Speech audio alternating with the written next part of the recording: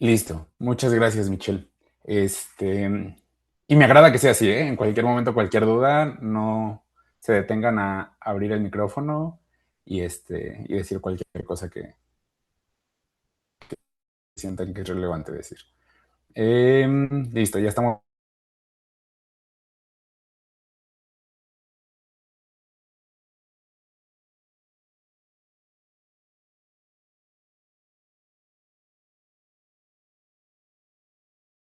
Este trabajo es totalmente una aplicación microeconométrica de cómo una empresa puede encontrarse o no en economías de escala.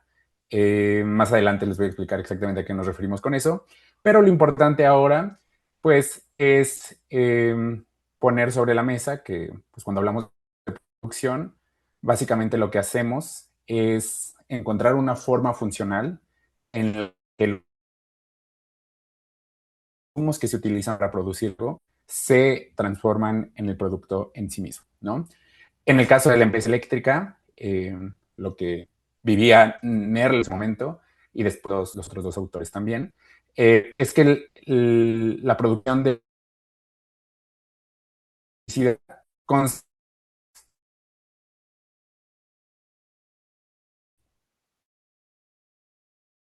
de capital y combustible, ¿no? Con base en esos tres factores, el trabajo de Nerlov inicial buscaba que las empresas que se encontraban en este nicho, ¿no? Esta forma función de estos componentes, bueno, eso viene después. Como les decía, la parte importante de cómo esos componentes, insumos, eh, directamente a los costos en los que incurrimos a la producción, ¿no? Los tres relevantes son es costo, volumen de todo lo que vamos a realizar nuestra producción. Trabajos de Love y de los autores pues están en inglés. Por lo vamos a estar viendo como TC, ¿no? Que es el acrónimo de Total Cost en inglés. Eh, Después tenemos el costo medio o el average, que pues no es más que todo lo que producimos, de todo lo que producimos entre la cantidad que producimos, ¿no? Que es un medio simple. Y posteriormente tenemos el costo marginal, que es el costo en que incurro al producir una unidad más de lo que sea que esté produciendo, ¿no? Una unidad más de felicidad en el caso sería nuestro marginal cost que vamos a utilizar dentro de este modelo. Eh, Total. Estas curvas o esta definición de estos costos que van a ser lo que nos va a ayudar a determinar si el incrementar nuestra producción es una buena idea o no. Más adelante también lo vamos a dejar un poco más claro, pero en general, en economía, la importancia de costos, principalmente de costo marginal y costo medio, la importancia de ellos es saber si es factible producir más. Imaginemos, por ejemplo, que yo me dedico a producir paletas, ¿no? Y en el momento en el que el costo de producir una adicional es mayor que el precio que se vale,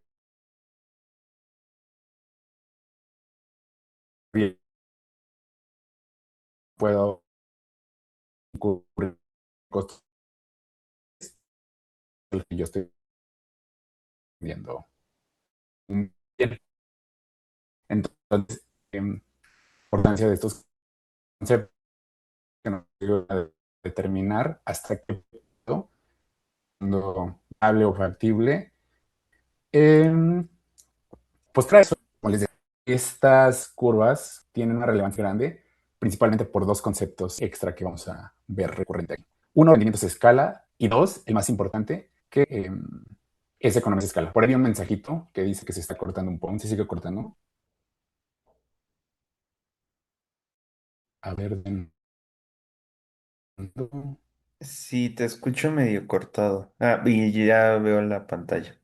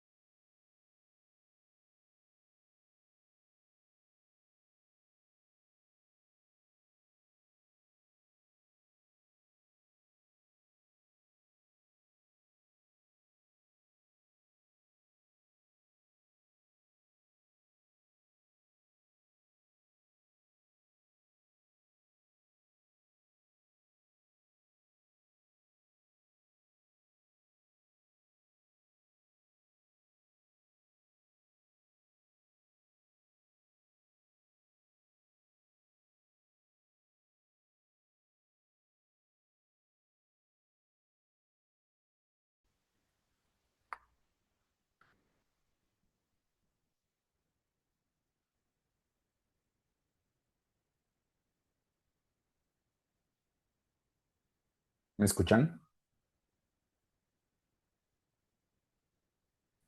Sí se escucha. Sí, Perfecto.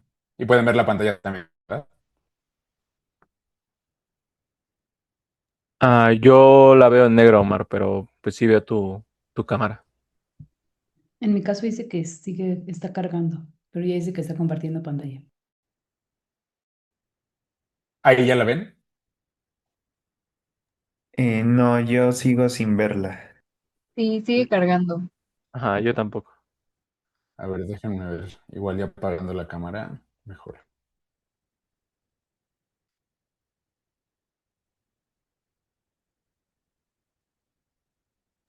Listo. Perfecto. De acuerdo. Pues vamos a tener que continuar así con la cámara apagada para que mejore la conexión. Pero bueno, les decía que una parte importante de todo lo que vamos a hacer de la función de producción, los costos y lo que es más importante para estos autores es cómo crear un modelo en donde podamos descubrir si en una industria en específico nos encontramos en economías de escala o no. Eh, pero antes, pues sí, es importante que sepamos lo que son los rendimientos de escala y las economías de escala, ¿no? Entonces, en este punto, eh, pues básicamente lo que sabemos con los rendimientos de escala es lo que va a suceder con la cantidad producida si nosotros multiplicamos o elevamos los insumos en cierta proporción, ¿no? Es decir, si nuestros insumos se duplican, ¿cuál va a ser nuestro producto final? Eso es lo que nos va a decir el rendimiento a escala. Y las economías de escala son un concepto muy similar, eh, pero pues digamos que puede ser algo un poco más aterrizado porque las economías de escala pues nos dicen básicamente si es eficiente seguir produciendo o no. ¿Y a qué me refiero con eficiencia? Básicamente, ¿a qué sucede con el producto al incrementar en cierta proporción los insumos, ¿no? Digamos que si yo incremento en 1% mis insumos, eh, y mi producción aumenta en 1% igualmente, vamos a decir que nos encontramos en rendimientos constantes y a la vez que no hay economías de escala. Si yo incremento de nuevo en 1% mi cantidad de insumos y en lugar de incrementar mi producción en ese 1%, la producción incrementa pero en una cuantía menor, vamos a decir que tenemos rendimientos a escala decrecientes y que no hay economías de escala igualmente. El único escenario en donde encontramos economías de escala es cuando yo incremento mi producción, de nuevo, imaginemos en 1%, y incremento mis insumos, perdón, en 1%, y el producto final incrementa más que proporcionalmente, ¿no? En ese caso, cuando el producto aumenta más que proporcionalmente a la cantidad que yo aumenté los insumos, es cuando tenemos rendimientos de escala crecientes y hay economías de escala.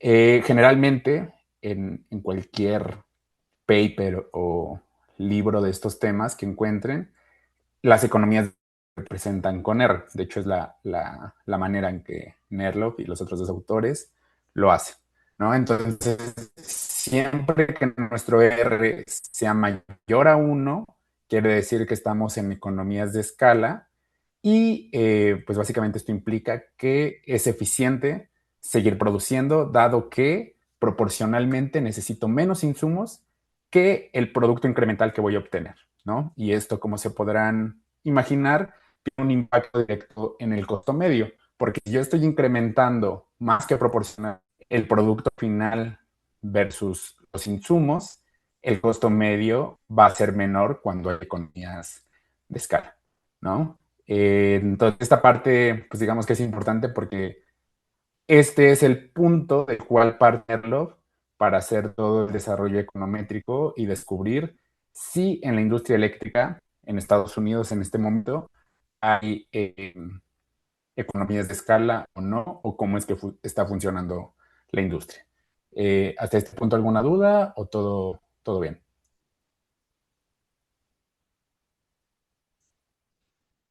Todo bien. Perfecto, muchas gracias. Pues continuemos. Em, ya como tratando de aterrizar un poco más también cómo todo este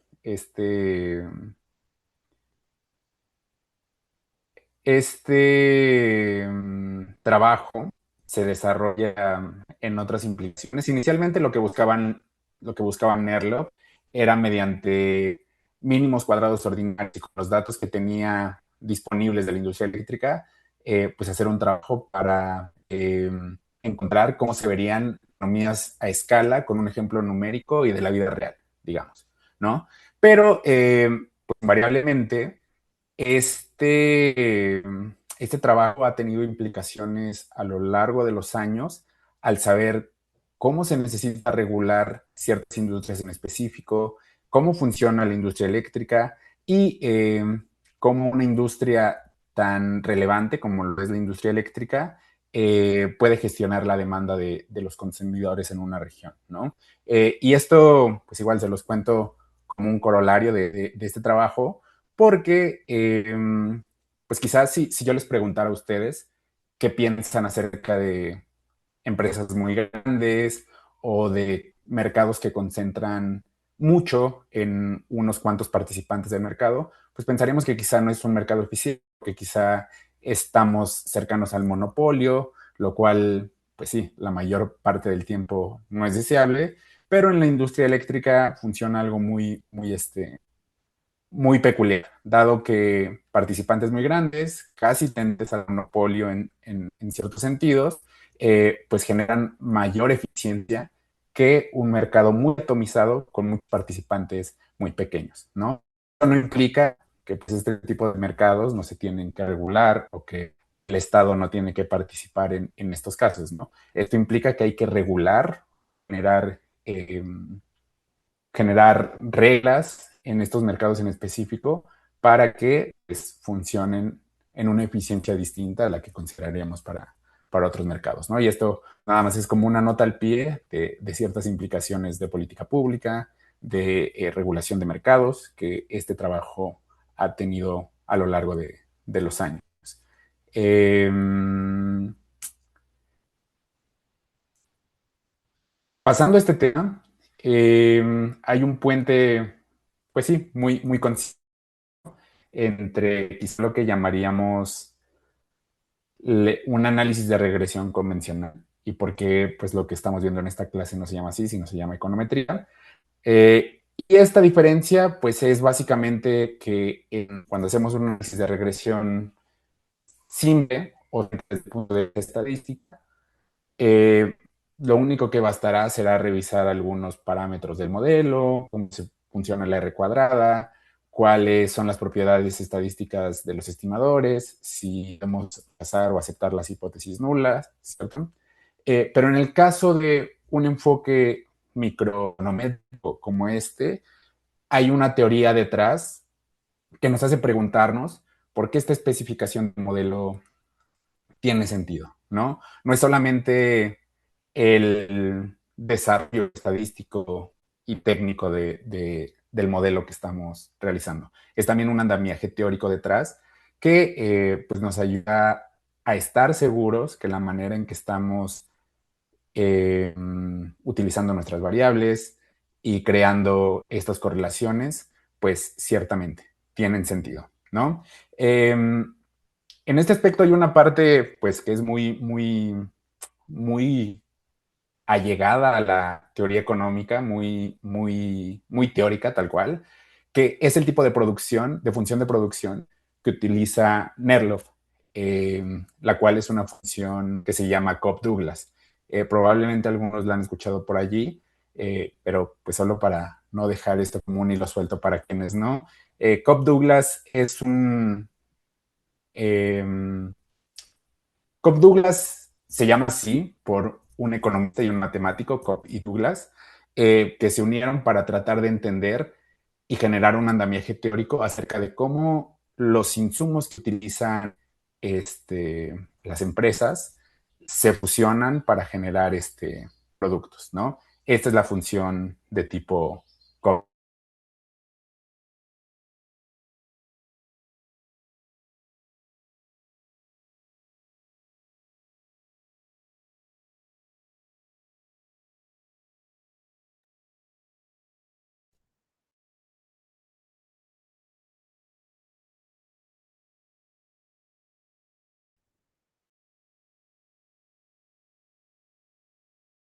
de nuevo las fallas técnicas, les comparto y continuamos.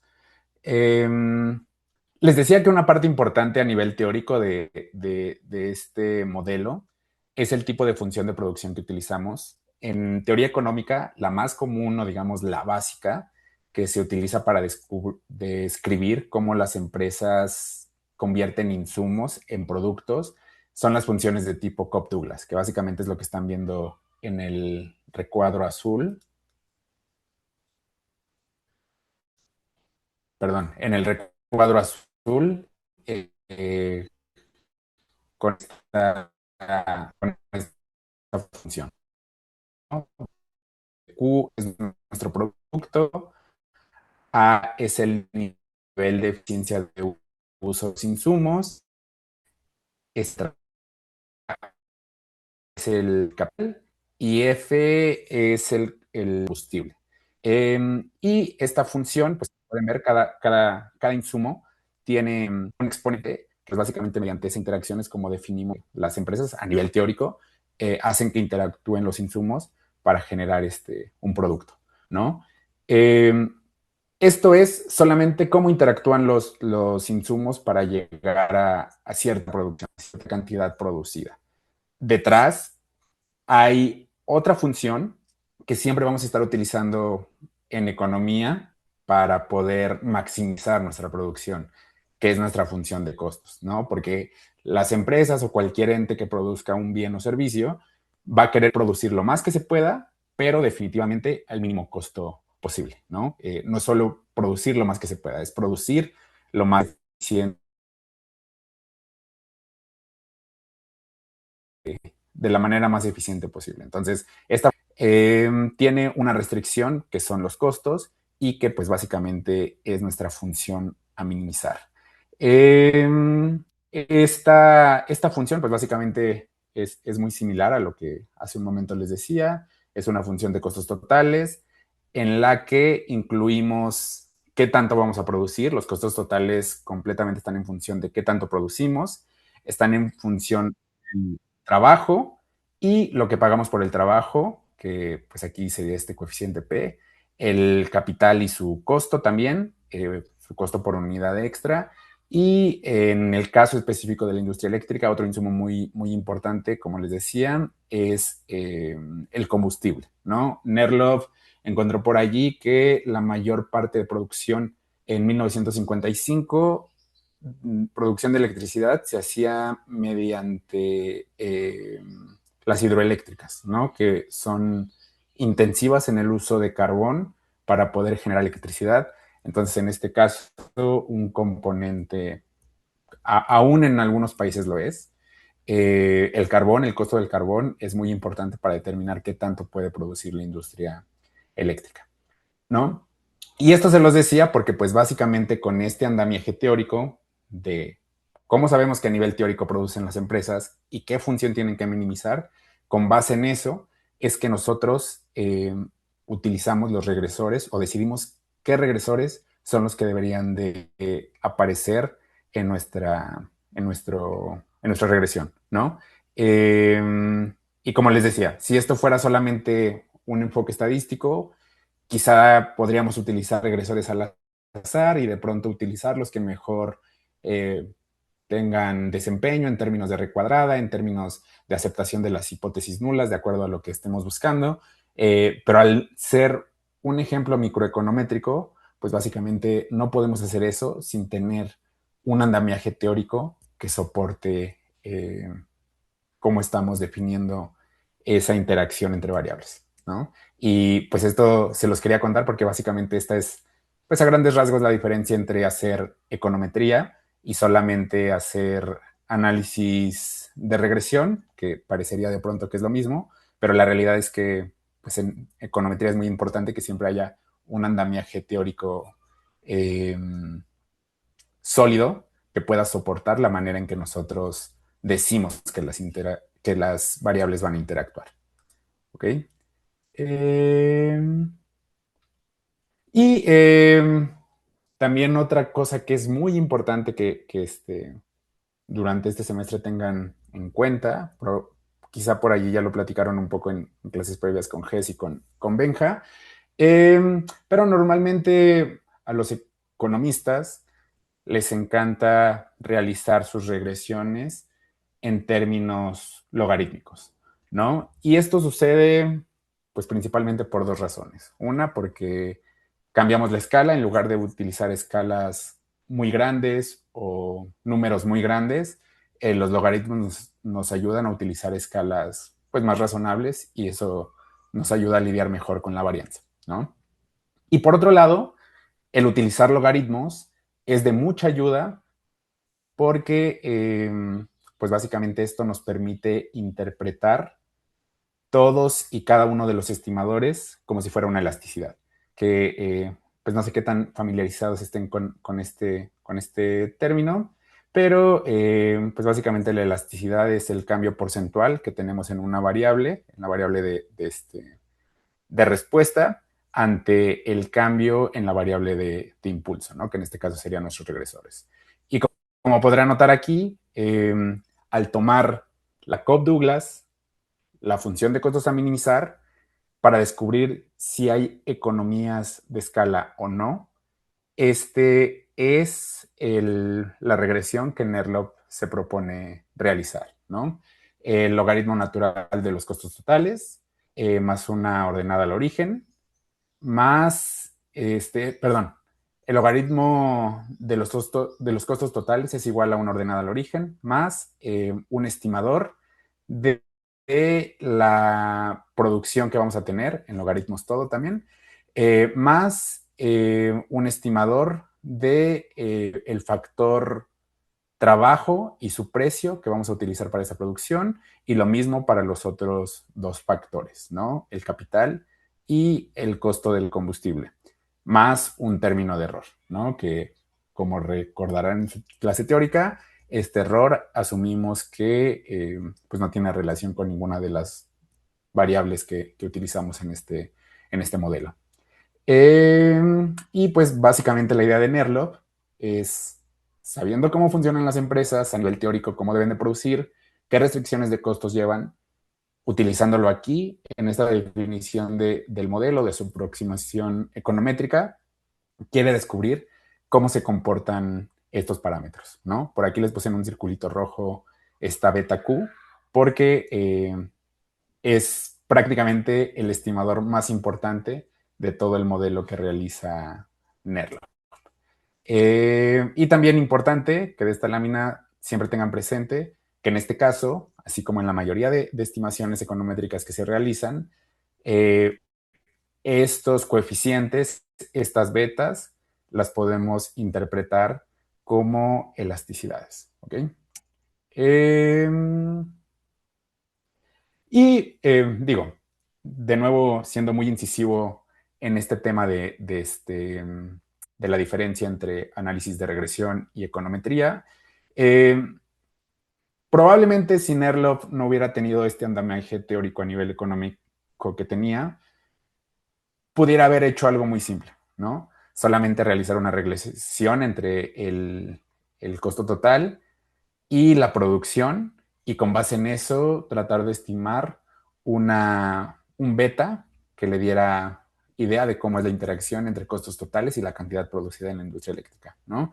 Pero, pues sin lugar a dudas, esto sería una lectura ingenua porque deja detrás todo ese andamiaje teórico que hace que los estimadores sean más poderosos y que con base en la teoría microeconómica, la interpretación del modelo tenga mucho más sentido y tenga mucho mayor relevancia, ¿no? Esto igual se podría hacer, quizás los estimadores nos podrían dar cierto conocimiento acerca de cómo funciona la industria eléctrica, pero sin lugar a dudas sería una lectura muy ingenua. Este es el estimador que les resaltaba hace un momento, el beta de Q, o sea, el beta de la cantidad producida, porque básicamente este estimador es de gran relevancia en el modelo de Nerlo, dado que nuestra R, que si recuerdan, R les dije que nos ayudaba a definir si nos encontrábamos en rendimientos a escala crecientes o lo que es lo mismo No, en todo economías de este, este R está en función básicamente del beta Q, ¿no? Oye, 1 ¿estuvieron sobre beta Q. juntos? Sí. Listo. 1 sobre beta Q es lo que nos va a ayudar a determinar si nos encontramos en economías de escala o lo que es lo mismo en rendimientos de escala crecientes, ¿no? Y beta Q no es otra cosa más que qué tanto crece nuestro costo total al incrementar el producto, ¿no? Porque si recuerdan, este beta Q es Q básicamente porque es el estimador asociado a la cantidad que estamos produciendo, ¿no? Entonces, haciendo una interpretación directa de este beta Q, que sabemos que está relacionado con R, sabemos que si beta Q es igual a 1, o sea que R es igual a 1, hay rendimientos constantes. Si beta Q es menor a 1, o sea que este número R es mayor a 1, vamos a tener economías de escala. Y si beta Q es mayor a 1, vamos a tener deseconomías de escala, ¿no? Y esto básicamente es porque un beta Q mayor a 1 implica que la producción va a crecer menos que proporcionalmente al incremento en los costos totales, ¿no? O sea, el costo medio va a incrementar. Y pues sí, esto básicamente es el puente entre el parámetro, qué tan importante es este parámetro a nivel estadístico, pero también cómo lo podemos interpretar de una manera económica, pues bastante poderosa, ¿no? Y básicamente el trabajo de Nerlop gira en torno a este estimador. Nerlop quiere saber si haciendo un pool de datos de creo que es como el 80% de las empresas generadoras de energía en 1955, si teniendo este pool de datos quiere saber si la manera de producir energía en Estados Unidos se encuentra en economías de escala o deseconomías de escala, ¿no? Si el tamaño de las empresas es el ideal o si básicamente hay algunas empresas que aún tienen espacio para crecer, ¿no? Importante también decir aquí que pues esto también es un poco la manera en que los economistas pueden hacer inferencia estadística acerca de un andamiaje teórico, ¿no? Porque pues a nivel económico no existe un laboratorio o una manera en la que podamos decir, tengo esta teoría, voy a hacer un experimento para saber si mi teoría es cierta o no. Sucede muy al contrario, ¿no? Con base en ciertos datos que tenemos y sabiendo que existe una teoría, pues utilizamos experimentos, digamos, ficticios, porque no es un experimento como tal, son los datos que suceden en la vida real y con base en esos datos tenemos que validar las teorías. Y esto es lo que pues hace Nerloff y es parte del por qué su trabajo es tan relevante en el mundo econométrico, ¿no? Porque toma estos datos que funcionan como de un experimento de la vida real y con base en eso toma todo el andamiaje teórico para saber si en esta industria tan particular podemos encontrar o podemos inferir cómo se verían economías o deseconomías de escala, ¿no?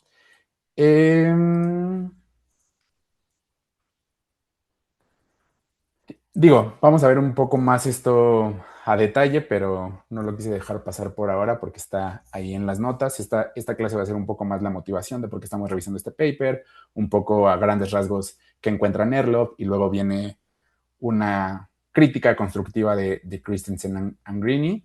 Pero de momento, pues sí, va a ser como un breve paso para saber cómo cómo llegamos a la especificación de este modelo, ¿no? Los resultados de NERLOP encuentran un R, el parámetro que nos ayuda a descubrir si hay economías de escala o no, de 1.40, ¿no? Y si recuerdan, si este valor es mayor a 1, quiere decir que nos encontramos en deseconomías de escala, ¿no? Si no mal recuerdo. El PQ mayor a 1, deseconomías de escala. No, perdón, en economías de escala. Esto quiere decir que pues las empresas o el tamaño medio de las empresas que generaban electricidad en ese momento todavía tenían pues cierto espacio para crecer y generar mayores eficiencias en la producción de electricidad. Y por eso les decía que este mercado es muy peculiar a la hora de ser regulado, porque pues quizá si de pronto solamente tomáramos iniciativas políticas o de gente que no conoce bien el mercado y quiere pues hacer algo que considera bueno, podría decir, bueno, es que hay muy pocas empresas eléctricas y mayor competencia generaría una disminución en el costo, ¿no? Eso es como algo pues que se puede inferir si uno entiende un poco cómo funcionan la mayoría de mercados, ¿no? Pero en el mercado eléctrico en particular, eso no es cierto. Generar mayor competencia puede hacer que el costo medio se incremente porque las empresas no se encuentran aún en su punto mayor de economía de escala y pues eso al final tendría un impacto en el precio que pagan los consumidores por la luz eléctrica, ¿no? Y de hecho esto es algo que ocurre a menudo en algunos países cuando pues probablemente con buenas intenciones se intenta hacer que haya mayor competencia en este mercado, pero pues sin saber que tiene sus peculiaridades en cuanto a cómo funciona un mercado como este, ¿no? Estos son los resultados de NERLO. Hasta aquí todo bien, resultados muy interesantes. Sin embargo, pues sí, bastantes años después, NERLO publicó esto en el 63. Christensen and Greene publicaron su crítica o su modelo complementario a NERLO en 1976, alrededor de 13 años después. 13 años después vinieron Christensen and Greene tratando de elevar la propuesta de NERLO y haciendo que pues esta aproximación econométrica fuera un poco más real, ¿no? Porque si uno revisa a detalle cómo funciona el andamiaje teórico de la propuesta de NERLO, en realidad parece ser que para él es importante el tamaño de las empresas, digamos a nivel de clúster, pero en su modelado econométrico no hay algo que señale que empresas más grandes pueden estar más cerca de las deseconomías de escala que empresas más pequeñas, ¿no? Lo cual tiene mucho sentido, porque las empresas más pequeñas, pues seguramente serán las que aún tienen mucho espacio para crecer su producción, conservando eficiencia o incrementando la eficiencia, mejor dicho. Y de nuevo, por ejemplo, en este caso, pues nosotros podríamos observar que el trabajo de NERLO puede tener un R cuadrado muy alto, lo cual a nivel estadístico pues es algo deseable, algo bueno, pero pues a nivel económico, de teoría económica, como les decía desde un inicio, también es importante cuestionarnos por qué esa definición del modelo debe de ser la correcta o no. Y pues básicamente esto es parte de lo que comienzan a hacer Christensen and Greene. Una parte importante de cómo comenzar a acotar el trabajo de NERLO es que en realidad la teoría necesita comenzar a tener ciertas restricciones, ¿no? Que a nivel teórico tienen mucho sentido. Por ejemplo, que la función de costos sea homogénea, lo cual quiere decir que los estimadores de cada uno de estos insumos tiene que ser igual a 1. Y lo cual tiene pues implicaciones que desde el punto de vista teórico son muy lógicos, ¿no? Si los precios suben 1%, cada uno de ellos, el costo total también tendría que subir en esta, en esta cuantía, ¿no? Y si nosotros, estas restricciones pues no necesariamente van a aparecer. Podría salirnos por ahí números donde un incremento de cierto porcentaje en el total de los precios, pues en el costo total tenga un impacto menor o algo similar, ¿no? Entonces, parte importante de lo que hacen como crítica constructiva Christensen y Greene a Nerlo es comenzar a meter restricciones al modelo que desde un punto de vista teórico tienen todo el sentido del mundo. Como les decía, Nerlo se fija en el tamaño de las empresas, pero solamente como viendo clusters. Hace la estimación de su R, de los rendimientos a escala, por distintos tamaños de empresas, ¿no? Van del 1 al 5 y lo que notamos es que las empresas productoras de energía de tamaño 1 tienen una R de 2.5, o sea que para ellos es muy eficiente incrementar la producción, dado que la producción incrementará más que proporcionalmente al incremento en costos, ¿no? Lo contrario sucede con empresas pues bastante grandes, ¿no? Las más grandes del sistema, que están muy cercanas al 1, donde los rendimientos a escala son constantes, lo cual quiere decir que pues incrementan más la producción, pues no van a tener ninguna ganancia en eficiencia, ¿no? Esta es la única aproximación, digamos, que tiene Nerlo al fijarse en el tamaño de la empresa o en el tamaño de la producción y definir las economías de escala. Lo que hacen Christensen and Greene a nivel teórico, pues es una exquisitez, digamos, porque cambian completamente el andamiaje teórico que había realizado Nerloff, ¿no? Asumiendo que la función de producción es una Cobb-Douglas, que como les decía, esa función pues es la que más se utiliza en economía, teoría económica básica, digamos, para tratar de entender cómo producen las empresas desde un punto de vista teórico, ¿no?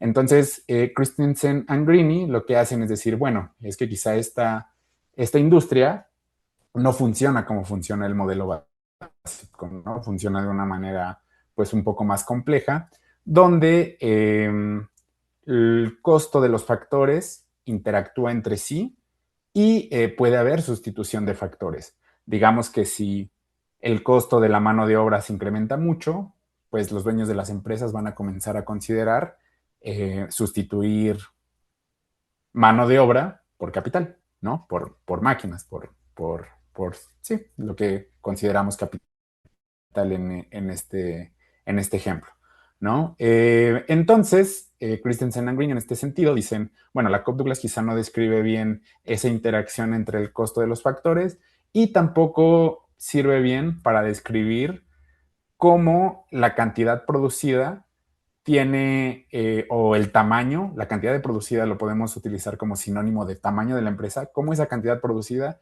tiene un impacto directo en la escala que se encuentra la empresa, ¿no? Y ellos proponen usar una función translogarítmica para definir cómo las empresas en esta industria en ese momento realizan la producción de energía. Y pues a manera de ejemplo visual, la curva azul, digamos que es la propuesta de Nerlo. Una función que básicamente nunca cambia de pendiente, ¿no? No es una función lineal, pero la pendiente pues no cambia a lo largo de la curva. Y en el trabajo de Christensen and Greene, con esta función de producción translogarítmica, lo que hacen es que presuponen que esta curva de escala pues puede tener cambios abruptos en la pendiente a lo largo de la curva, ¿no? Después de cierto nivel de producción, eh, las empresas pues básicamente pueden tener un cambio radical en el cual pasan de tener economías de escala a tener rendimientos constantes a escala o deseconomías de escala, ¿no? Lo que sería lo mismo. Este es el cambio que hacen Christensen and Greene para complementar este trabajo de Nerloff. Y pues digo, como les decía, esta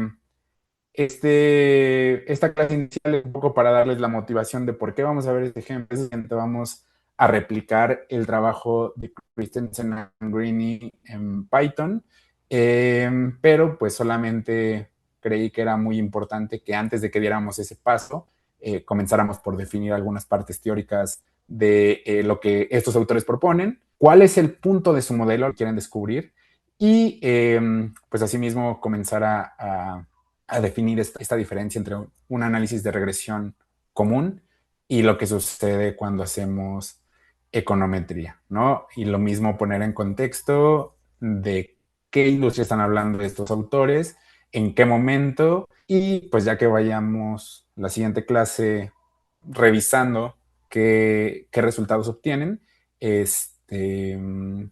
pues amarrarlo con este preámbulo del trabajo de estos autores, ¿no? Creo que ya estamos fuera de tiempo, pero pues igual, si tienen alguna duda o si durante la semana aparece algo, pues porfa, manden un mensajito y cualquier cosa estaré al pendiente. Bonita tarde. Muchísimas gracias. Gracias. Gracias. Gracias. Gracias.